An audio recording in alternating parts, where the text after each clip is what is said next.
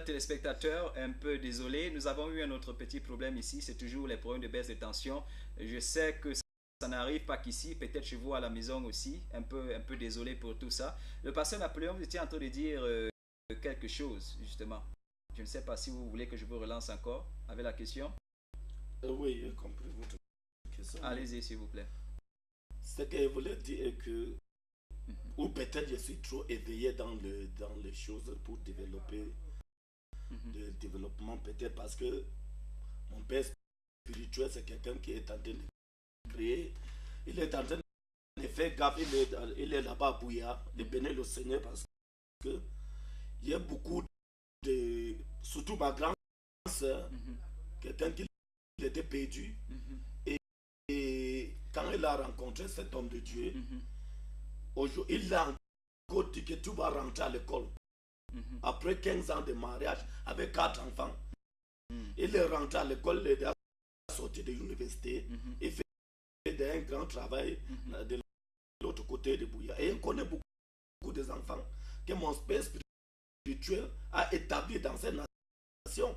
Je pense que dernièrement, on a lancé un concours qu'on cherchait les intendants de prison. On voulait 10. Chaque région, on avait besoin de 1. Il a réussi à mettre un qui est son fils dedans.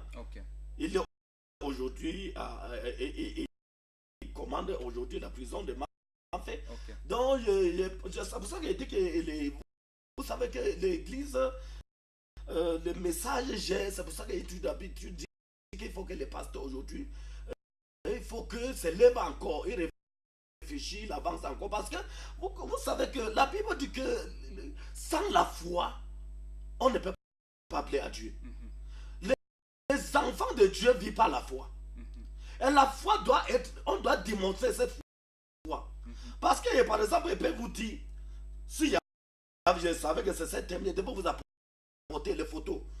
Les taximans que j'ai ramassés dans la vie de Bavsam, ils ne sont pas chrétiens, ils sont que de mon village. Je les ai démontré qu'il y a un Dieu qui peut transformer votre vie. J'ai dit que vous donne 5 ans, dans 5 ans, vous tous, chacun va avoir sa voiture. Et j'ai prophétisé soudain. Les vies ont commencé à prier. Les choses sont en train d'être accomplies. Donc c'est question des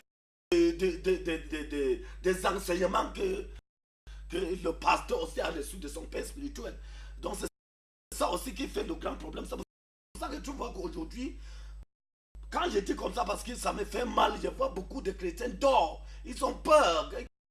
Quand tu les veux introduire, même dans beaucoup de choses, ils ont peur que non, ça va me faire. Donc chacun attend seulement le retour de Jésus. Pourtant, c'est très dangereux. Pasteur Napoléon, vous venez de dire quelque chose et j'ai un peu peur que c'est peut-être là où... permettez qu'on prenne ce téléspectateur. Allô, bonsoir. Oui, bonsoir.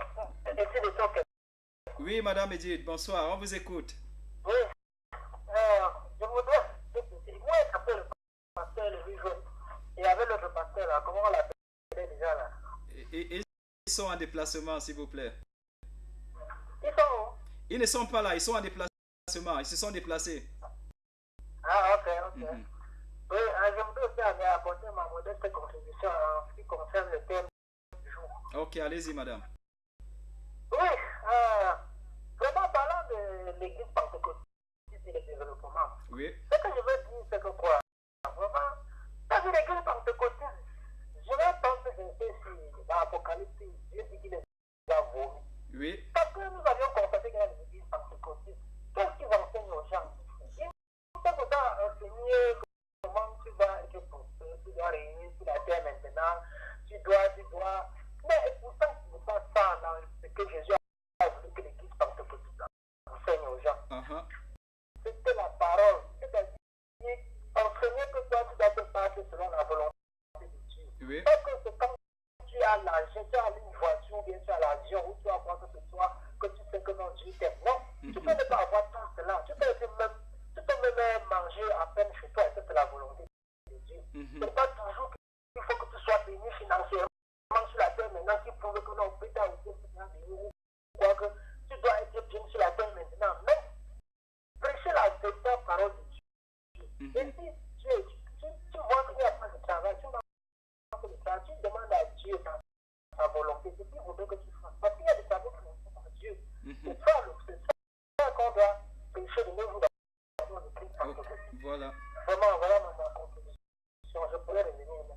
Merci Madame Edith pour cette contribution. Je ne sais pas, elle a dit quelque chose, vous avez aussi dit quelque chose tout à l'heure, c'est Pasteur Napoléon, vous avez dit quelque chose tout à l'heure et je ne sais pas, je vous relance un peu avec. Est-ce que le problème n'est pas à ce niveau où les hommes de Dieu disent, bon, je vais prier pour toi, les choses vont changer, ou tu vas prier, les choses vont changer, pendant que dans le même temps, les gens dans le monde, justement, dans les laboratoires, sont assis à réfléchir sur comment est-ce qu'ils vont développer des infrastructures, mettre sur pied des business et tout le reste. À l'église, on demande plutôt aux gens de prier. Est-ce qu'il n'y a pas un problème à ce niveau, Pasteur Napoléon? Moi, je peux dire que l'église a un problème. C'est pour ça que j'ai toujours dit qu'il faut que l'église, surtout les hommes de Dieu, revoient les messages. Parce que, voyez-vous que le monde est en train de nous regarder. L'État est en train de nous regarder. Si on ne se lève pas par la foi, j'ai étudié un livre que quelqu'un parlait comment tout peut commencer les activités sans fond. Par la foi. Et j'ai béni le Seigneur parce que je suis convaincu que si on peut développer cette foi et on enseigne les chrétiens, parce que beaucoup de pentecôtistes sont trop paresseux. Tu vois, quelqu'un passe le temps à monter, donner le faux prophétie dans les maisons des gens qui ont dû travailler. L'homme doit être organisé. Moi, je pense qu'en tant qu'un taximan, Dieu m'a appelé que je conduis mon taxi. Et depuis ce temps, j'ai déjà fait les écoles, j'ai programmé mon travail, j'ai fait les écoles, les centres de formation, j'ai reçu les formations, beaucoup même, aller même hors des pays. Bon, parce que j'ai programmé ma vie, c'est pour ça que je vois que chaque chrétien, il peut programmer sa vie, tout peut servir Dieu et servir et faire quelque chose qui peut employer même les gens. C'est possible. Je pense qu'il y a même beaucoup de femmes aussi, même à Bafoussam, qui comprennent tout dans les radios chrétiennes qui parlent comment ils peuvent former les gens, comment ils peuvent faire ceci, ils peuvent faire ceci, ils peuvent faire ceci. Je pense que c'est très important. Et je pense que même les sœurs, les frères qui ne font rien, ils devaient approcher des femmes comme ça parce qu'on ne doit pas servir Dieu et rester sans travailler. On doit organiser. Tu peux organiser, tu fais ton évangélisation, mais il faut faire quelque chose dans la vie qui va développer la famille. On ne doit pas seulement rester dormir. Vous voyez, ça ne peut pas bien marcher comme ça parce qu'on a besoin de sociétés qui viennent des enfants de Dieu, comme je vous ai dit dernièrement. Il parle dans le livre Romains 8, il parle verset 17. Donc le monde nous attend. Parce que ce que les autres font, ils ouvrent les écoles qui escouent même l'État, ils escouent même les gens qui travaillent dans cette école. Vous voyez, c'est comme ça. Mais les enfants de Dieu, ils doivent faire les écoles, ils doivent avoir l'hôpital, les hôpitaux, tout ça là. Mais qui doivent faire ça avec la différence. Qui doivent faire ça dans la vérité. Donc c'est ce que le monde attend de nous. Nous devons nous lever. Vous voyez que quand j'ai parlé de la politique, et si l'autre dit toujours que moi je presse ce que je pratique. Le 19 de 7 mois, j'ai déjà un programme que je suis en train de mobiliser les transporteurs en collaboration avec les autorités administratives pour faire un programme pour démontrer comment on peut faire pour que le pays marche. En tant que prophète, je pense que c'est mon devoir d'amener les autorités comme bon, voilà tous ces problèmes, voilà d'où ça vient. Et si on fonctionne comme ça, les choses vont changer. Et quand j'ai commencé à les parler comme ça, ils ont commencé à me donner confiance. Donc le monde aussi nous attend. Levons-nous, ne donnons plus doucement prier, gêner. Non, les jeunes ne peuvent pas changer la situation, frère. Levons-nous et cherchons quelque chose qu'on va faire. Dieu va bénir ce que nous on fait. Parce que Dieu ne peut pas te bénir à travers de rien. Dieu va te bénir à travers de quelque chose que toi, tu t'es levé pour faire. Chers téléspectateurs, bon, merci Pasteur Napoléon. On se pose aujourd'hui la question de savoir. Les messages sont prêchés chaque jour à l'église. Et je dis, il y a un mot avec lequel on s'est familiarisé, c'est celui d'Amen.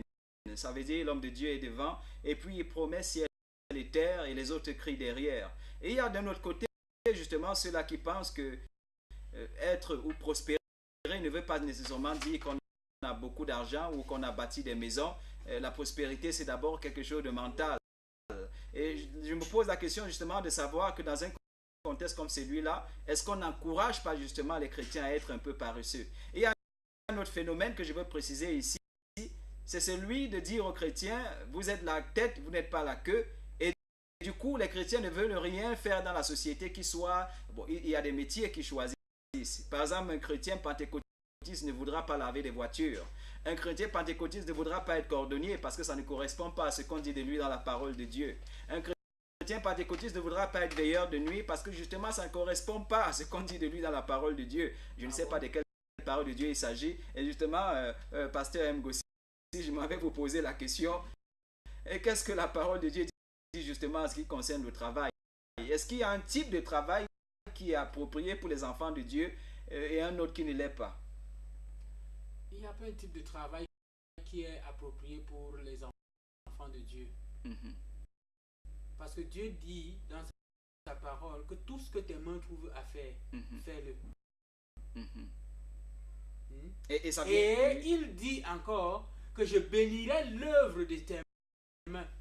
Alors, quelle est l'œuvre de tes mains? C'est ce que tu commences à faire. Ne méprisez pas les faibles commencements. Voilà. Donc, avec ces trois paroles qui nous viennent de l'Éternel, je peux dire à quelqu'un, il faut commencer quelque chose. Il faut commencer à faire quelque chose. Il ne faut pas aller attendre. Il ne faut pas aller faire ci, il ne faut pas faire ça. Et c'est toujours le message qu'on a longtemps prêché dans les églises pentecôtistes. Dans les églises pentecôtistes, c'est le message que mon père prêche, c'est le message que je prêche, c'est le message que certains leaders de la ville, si je veux parler, je veux parler de certains leaders de la ville, de certains leaders chrétiens dans la ville de Bafoussam prêchent. Il n'y a pas c'est une catégorie de travail pour le chrétien. J'en connais des frères dans notre église. J'en connais deux qui sont gardiens de nuit. Je connais d'ailleurs même je connais plein qui font dans la sauvette. Je connais même celle-là qui vend des arachides. Donc il n'y a pas un travail pour une certaine catégorie de personnes. Je connais beaucoup de mototaximens qui sont des chrétiens pentecôtistes. Je connais beaucoup de chauffeurs, de taximens. Voilà, le pasteur Napoléon en est un. Et puis même, je vais vous dire, moi-même, d'abord je suis un électricien de formation. J'ai des références quand même à Bafoussam. J'ai des références à Yaoundé. Et bien d'autres. Donc, me dire que le chrétien pentecôtiste n'apporte pas, comment dire ça,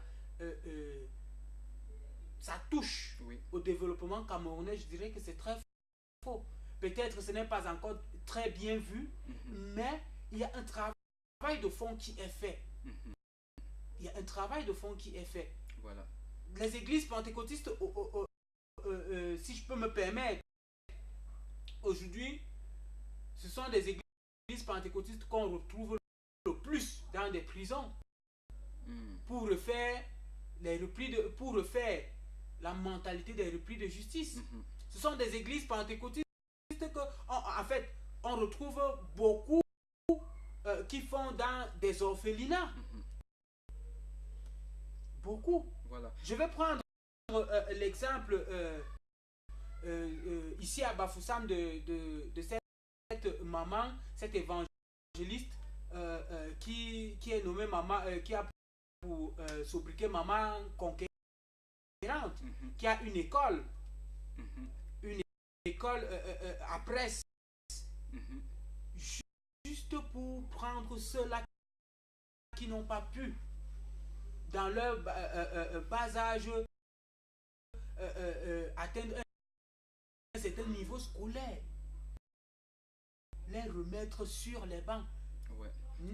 Donc, il y a tellement de choses que les chrétiens pentecôtistes font.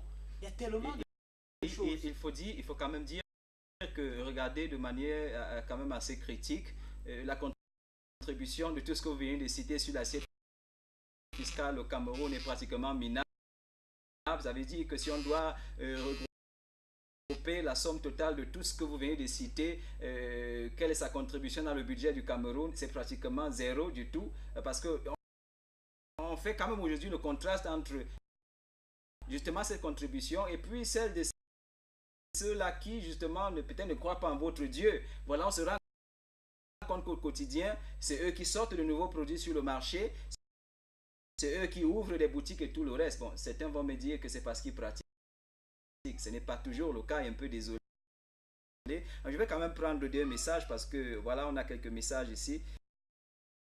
Le premier, bon, je prends le premier. Le premier nous dit: bonsoir, comment vous allez? Ah ben, je crois que nous allons tous bien ici. Vous avez peut-être autre chose à dire, ce serait la bienvenue. On a quand même, voici quand même déjà votre premier message. N'oubliez pas de toujours signer vos messages, c'est important. Le deuxième nous dit: bonsoir au panel, étant donné qu'il y a beaucoup de faux serviteurs de Dieu et par conséquent beaucoup de mauvaises églises dont ils sont à la tête, il n'est donc pas étonnant que les gens qui suivent de tels serviteurs de Dieu et qui vont dans ces églises ne prospèrent pas, qu'ils fassent du statu quo dans leur vie et qu'ils sont tondus à défaut de se faire perdre. Ça, c'est Lionel. Il parle de ces brebis qui sont plutôt tendues au lieu de se faire perdre. Voilà. Merci à monsieur Lionel pour cette contribution. C'est intéressant ce que vous venez de dire. Pasteur Napoléon, je continue un peu avec vous. Puisqu'on parlait de messages. Ok, là on a un appel du coup. Allô, bonsoir. Bonsoir. Oui, monsieur, on vous écoute. Votre nom, s'il vous plaît. Monsieur Moïse. Ok, monsieur Moïse, merci, on vous écoute. Je veux participer à l'émission. Oui, allez-y, monsieur Moïse, vous êtes la bienvenue, vous êtes en direct. Vous parlez des églises pentecôtistes sur le développement et pas des lieux. Oui, monsieur. Bon, je ne sais pas la question que vous voulez répondre ici. Est-ce que c'est, quand vous parlez des églises, il s'agit de quelle église pentecôtiste? Parce que je vois votre église là, c'est avec des grands E. Et bien là, ça impacte un peu, c'est comme si on parlait des chrétiens du monde entier. Bon, s'il faut se spécifier à l'église avec petit, par exemple, les églises pentecôtistes et le développement. Oui, je préfère que je vois dans l'angle ou alors la mesure du possible ce que l'église pentecôtiste apporte au développement. Et justement, c'est dans cette logique-là. On dirait tout simplement que l'église pentecôtiste apporte beaucoup aujourd'hui. Ok. Vous vous rendre compte que l'église pentecôtiste apporte beaucoup dans notre société de nos jours et joue un rôle très stratégique dans la vie du peuple de Dieu. Si vous prenez un exemple, vous êtes en train de parler dans une chaîne de télé. Vous êtes sans ignorer que c'est grâce à l'église pentecôtiste que cette chaîne de télé a vu le jour. Il y en a plusieurs comme ça. On ne pourrait pas être loin de citer les chaînes de télé, les chaînes de radio. Loin de tout cela, l'église pentecôtiste joue un rôle stratégique en quel sens? La qualité de prière. Les églises pentecôtistes jouent le rôle des sentinelles dans des quartiers. C'est-à-dire que pour contrôler les mauvais esprits, pour veiller sur la population, pour prier, pour orienter les prières, afin que le peuple puisse mener une vie paisible.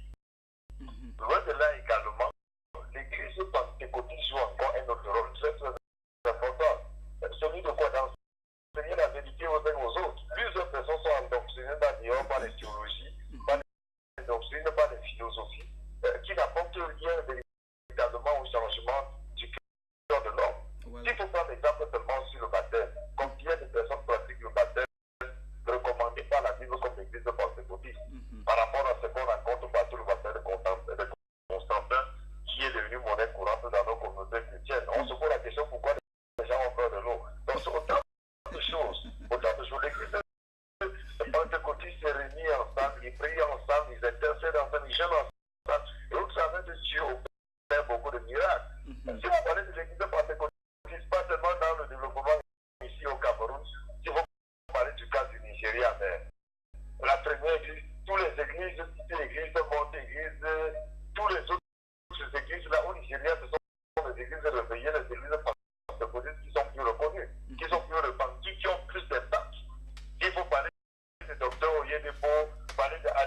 Boulanger, parler du docteur Christo Yakilome, parler du général, parler de tous ces grands hommes de Dieu là. Vous vous rendez compte que ce sont des gens qui jouent un rôle stratégique, non seulement dans la société, mais également dans le développement.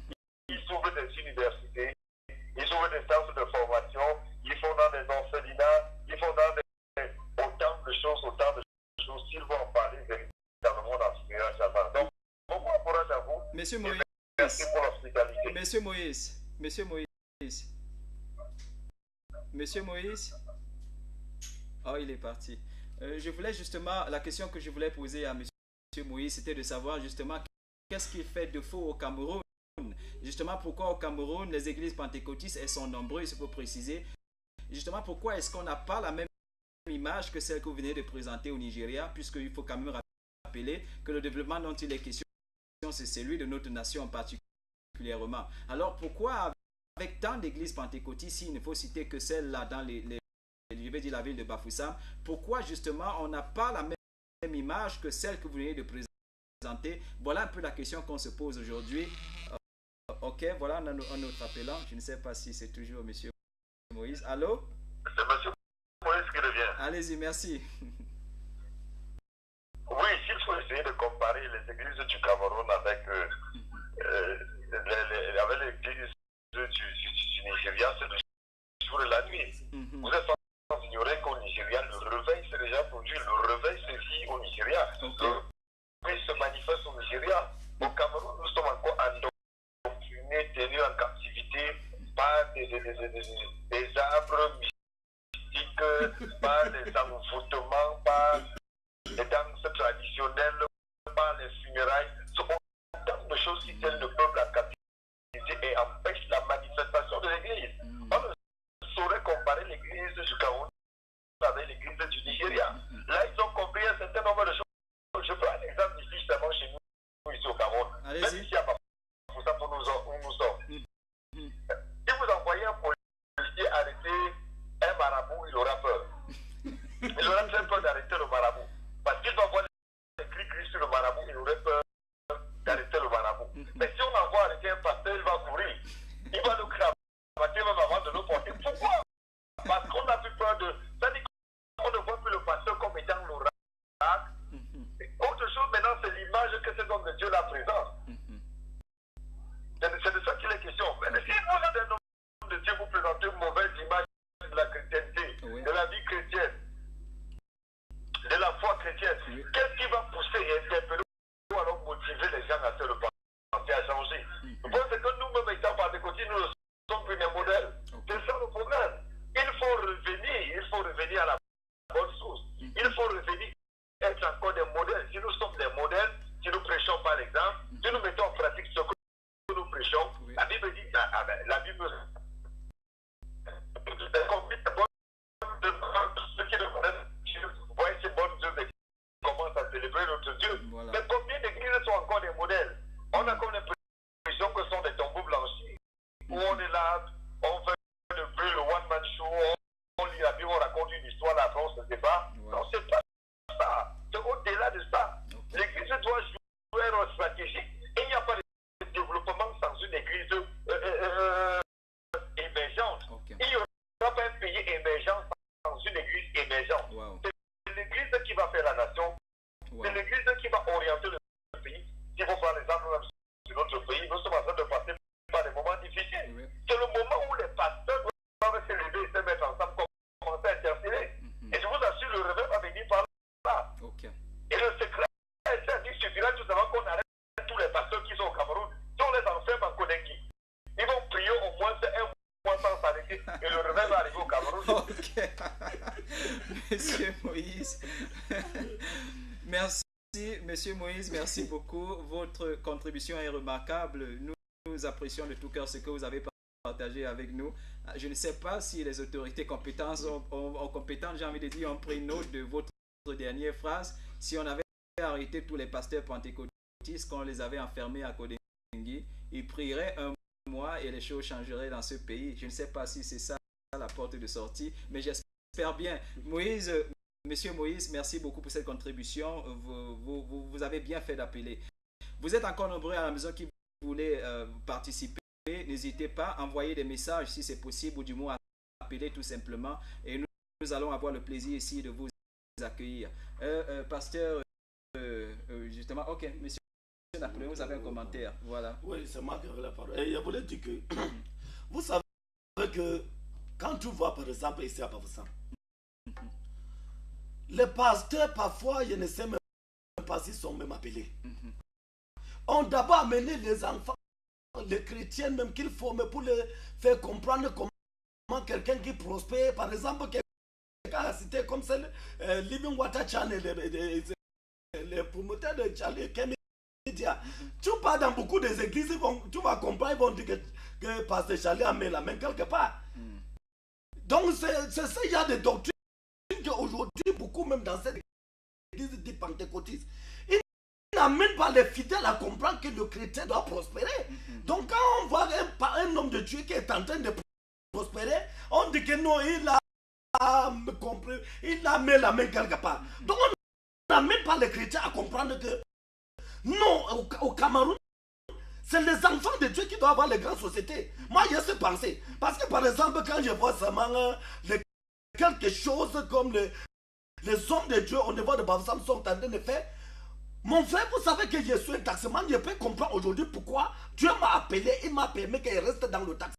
Je ne peux pas comprendre combien de fois qu'un enfant dit, l'enfant de Dieu entre dans la voiture, il comprend un homme de Dieu qui est en train de faire quelque chose qui est présentable. Il commence à critiquer, il commence à dire aux païens que celui-là, il a déjà mélangé, qu'il a mis la main quelque part.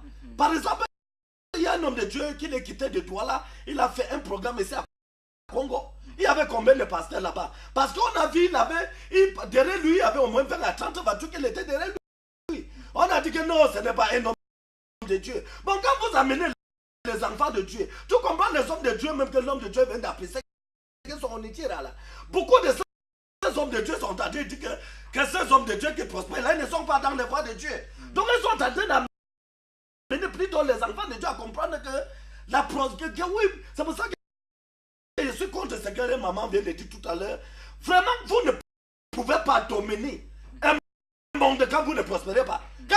Quand les gens ne voient pas votre prospérité, ils ne peuvent pas croire à votre Dieu. On est dit là, il y a les enfants, les gens courent, il y a les musulmans qui se convertissent. Pourquoi? Parce qu'ils voient les gens qui se lèvent, ils disent qu'ils sont les enfants de Dieu, ils sont l'église éveillée, ils voient comment ils sont en train de prospérer financièrement, ils sont en train de construire les églises, que quand tu arrives là-bas, mon frère, tu penses que c'est le paradis.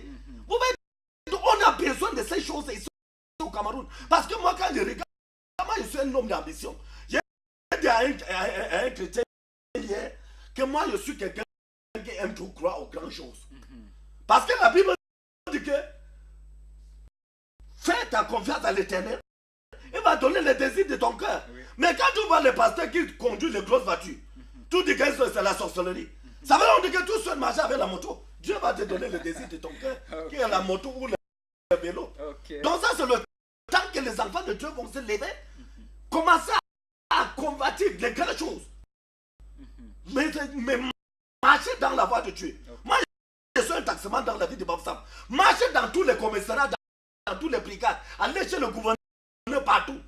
Parler de d'abord, on va te dire que le gars là, il est fou. Pourquoi? On voit l'impact, on voit quelqu'un qui conduit le taxi, mais il refuse de comprimer sa foi. L'homme de Dieu vient de parler tout à l'heure des enfants de Dieu qui sont des taxis. Mon taxement, mais je ne les vois pas. Permettez. Allô, bonsoir. Oui. Moi, je suis petit. Vraiment, on a bien compris. Ok. Comme on adore la famille. Comme on adore la parole de Dieu. Oui.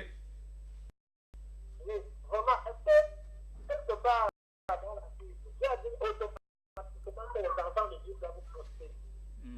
Parce que quand nous regardons par exemple, tel verset là, il y a un passage dans la Bible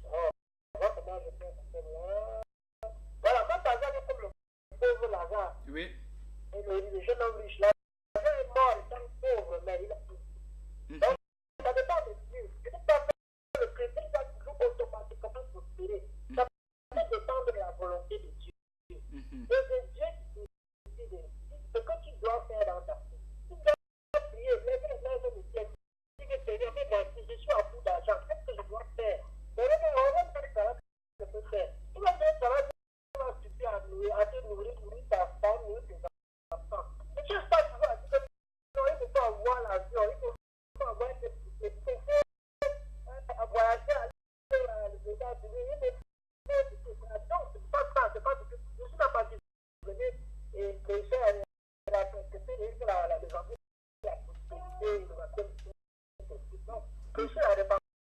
Madame, Prêcher le pardon des péchés. Prêcher le Jésus mort là. Madame Edith. Donc, oui. Oui, justement, est-ce que ce n'est pas une vision un peu pessimiste de la vie? Parce que quand on regarde le développement autour de nous, je vais dire en dehors de l'Église, on se rend compte que c'est le fruit des gens qui sont optimistes, des gens qui sont ambitieux, des gens qui ont une certaine vision. Et si justement au niveau de l'Église, on doit être, je sais pas, développer une telle conscience, ça veut dire, bon, d'accord, si Dieu ne donne pas, on n'a pas.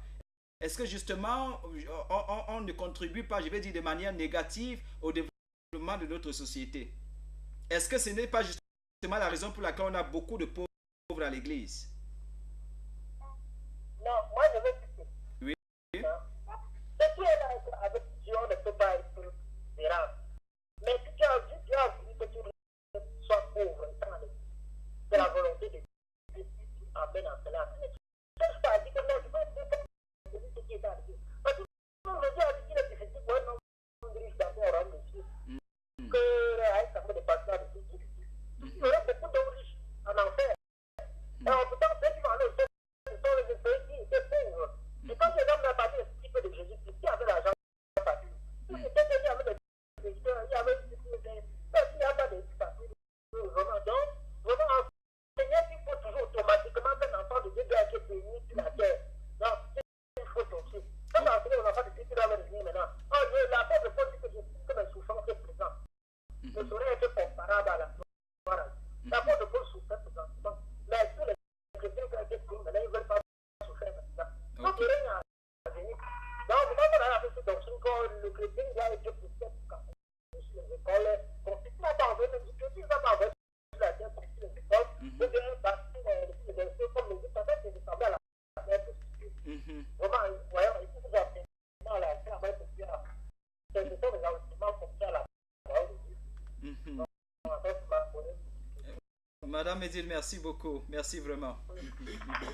Ok, nous avons, vous permettez, je lis un message avant qu'on ne continue. Celui-ci nous vient du frère Jenner qui nous dit bonsoir le plateau, je voudrais avoir un éclaircissement entre l'idéologie du développement et l'évangile de prospérité.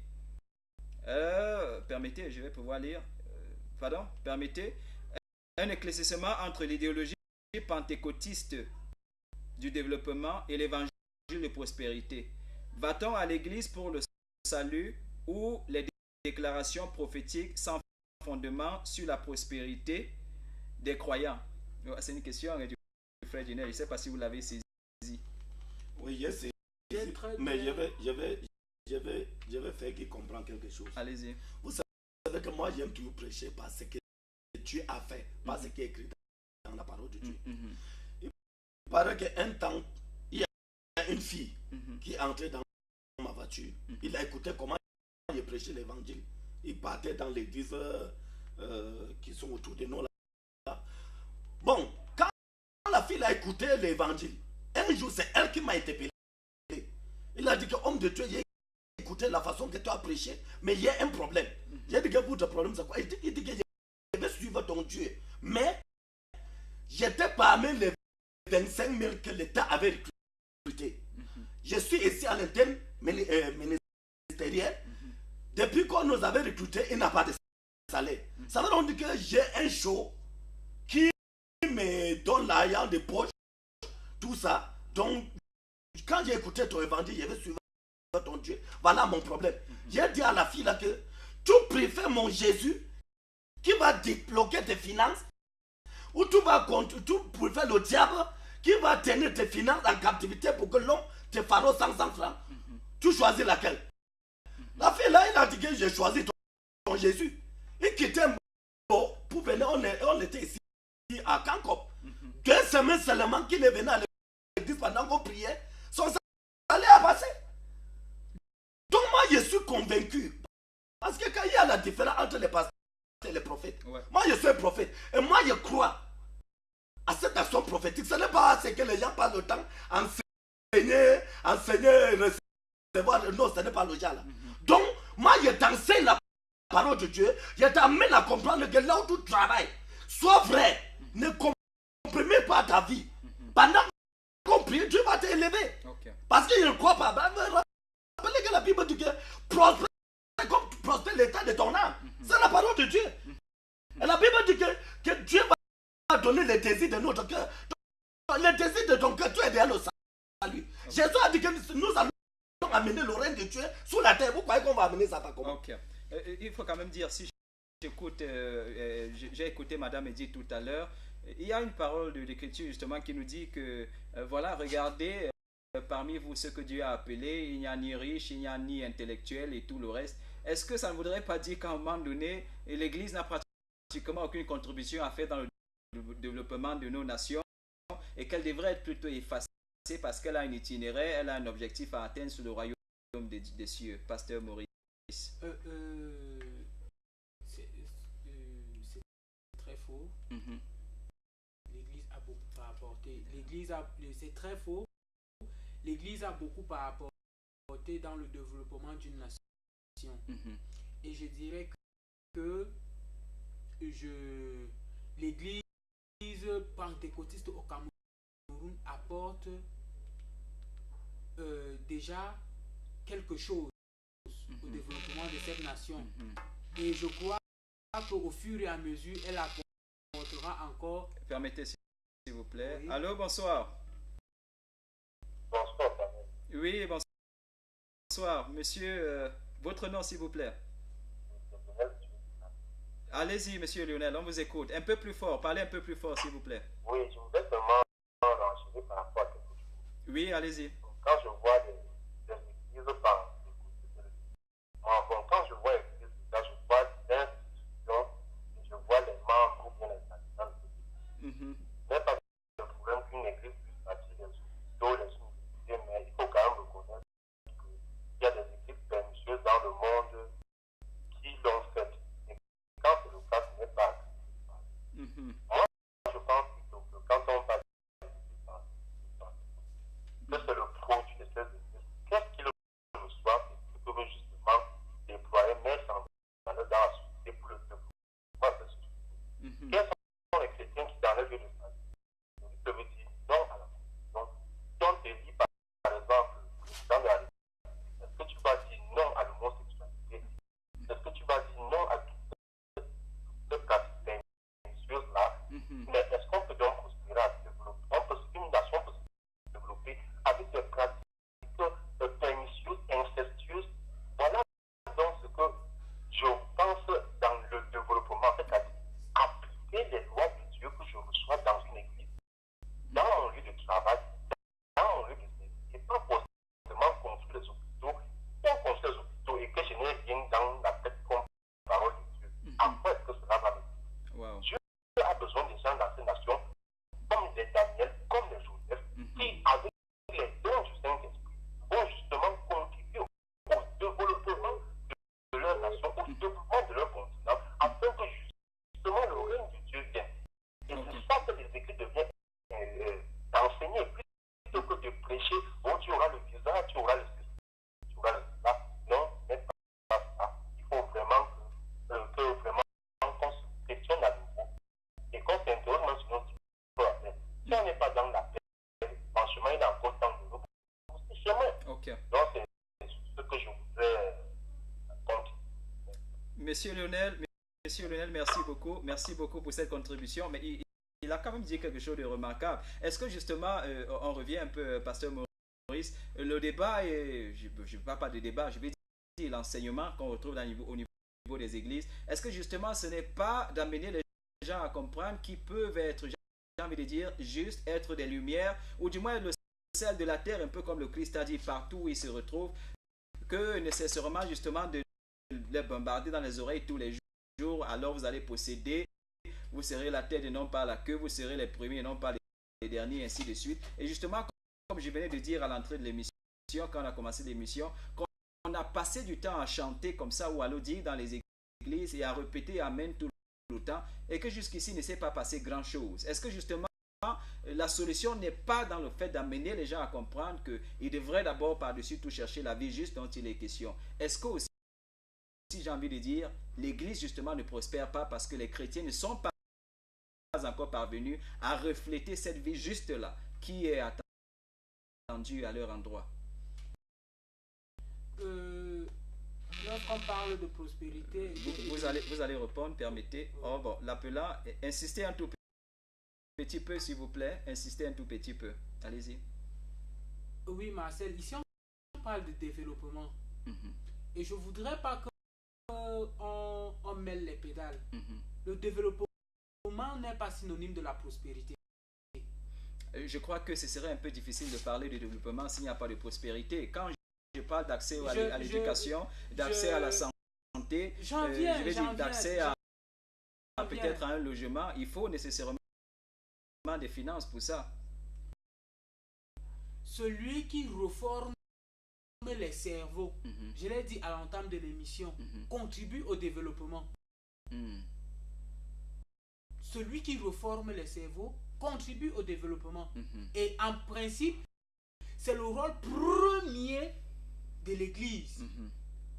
C'est le rôle premier de l'Église. L'Église pentecôtiste aujourd'hui, elle a pour dire, tel que le téléspectateur venait de le dire, elle a pour dénoncer les pratiques pédérastes sexuelles qu'on a aujourd'hui. L'église pentecôtiste, c'est l'église pentecôtiste aujourd'hui qui est en train de dénoncer la malgérance des autorités. Mais vous pensez qu'elle le fait vraiment? Il faut dire qu'on écoute ici et là des débats et tout le reste, parfois même sur des chaînes chrétiennes. Est-ce qu'on voit vraiment l'église en train de dénoncer, en train de dire, je vais dire ouvertement et publiquement que voilà, la chose publique est mal gérée? J'ai l'impression que c'est un débat qu'on trouve la plupart du temps sur des chaînes, je vais dire quoi, peut-être séculaires, pas justement sur les chaînes religieuses ou alors les chaînes d'église, surtout qu'elles sont apolitiques. Voilà. On le fait. Et je voudrais vous rappeler que c'est vous qui aviez conduit le débat ici concernant la grève des mototaximens. Donc, et puis l'église est là pour reformer des personnes. Pour reformer des personnes. L'église est là pour apporter la lumière dans comment dire, dans la mentalité des gérants. Si comment je vais t'expliquer ça? Montre-moi quelqu'un qui a une mentalité sale et qui est en train de, je sais pas moi, goudronner des routes. Et donne-moi quelqu'un qui a la capacité de goudronner une route qui n'a pas encore goudronné et qui a une mentalité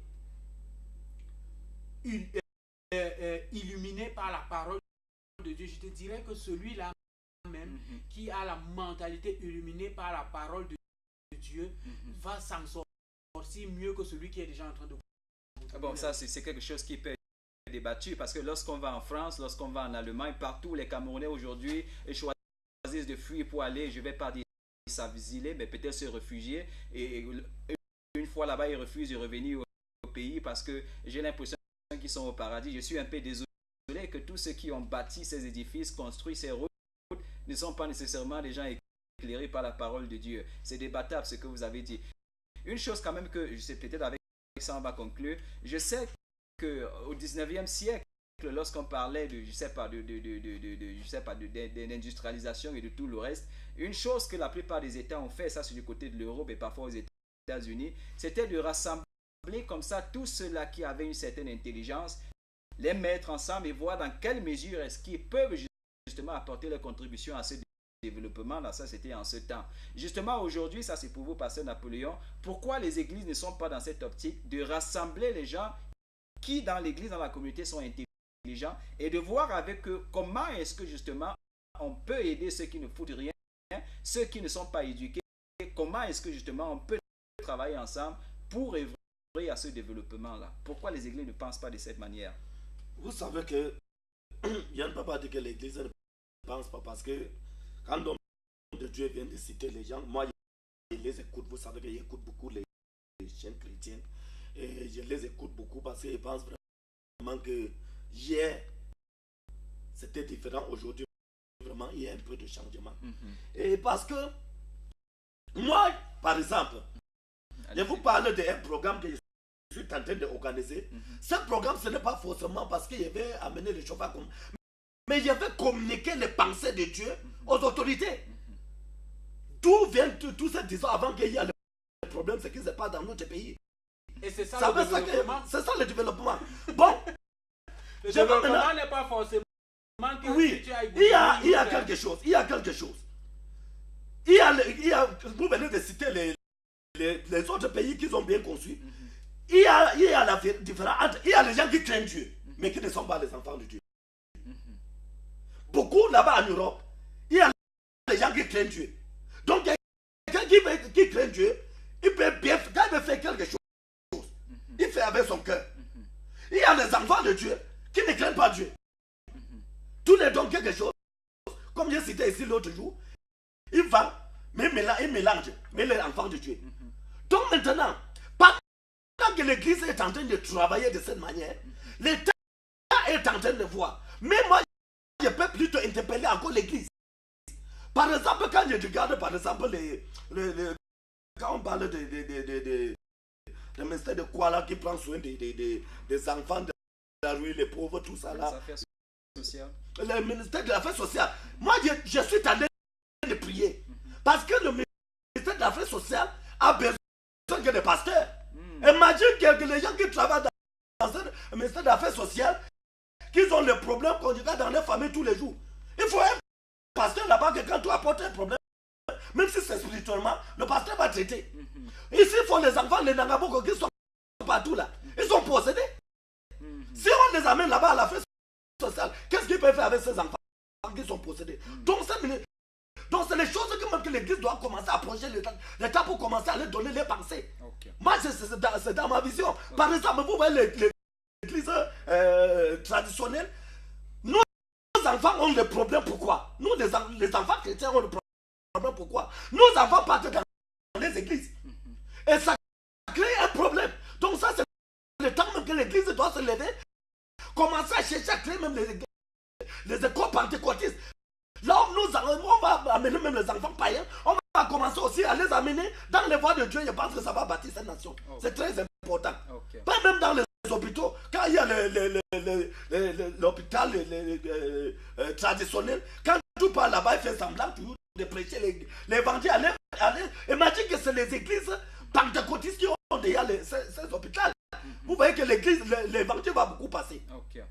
Chers téléspectateurs, nous sommes pratiquement à 1 minute de la fin de cette émission. Nous parlions aujourd'hui justement de la contribution des églises pentecôtistes, j'ai envie de dire, dans le développement de notre nation. Nous voulons ici, on a pratiquement terminé. C'est vrai qu'on n'a pas tout dit. Vous êtes nombreux à la maison qui avaient essayé d'appeler. Certains peut-être ont seulement bipé, j'espère.